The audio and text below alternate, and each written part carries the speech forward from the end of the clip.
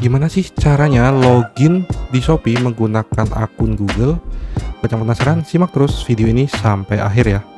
Di channel ini saya banyak membahas tentang tutorial seputar aplikasi yang kamu gunakan setiap hari, khususnya di HP Android ataupun iOS. Suka dengan tema konten tersebut? Langsung aja subscribe dan nyalakan loncengnya biar nggak ketinggalan konten selanjutnya.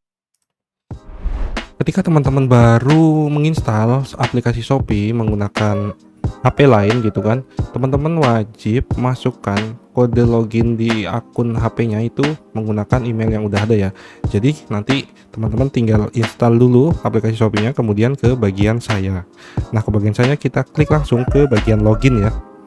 Kemudian di sini ada yang namanya lanjutkan dengan Google. Nah, ini kita klik aja. Nah, ini lanjutkan.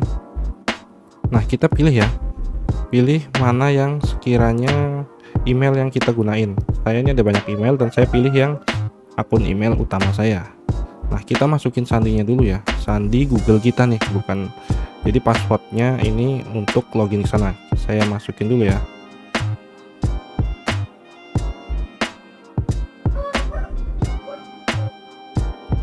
Kita ulangi lagi ya. Ini jadi salah nih kalau bikin kayak gini karena terburu-buru. Kita ulangi lagi.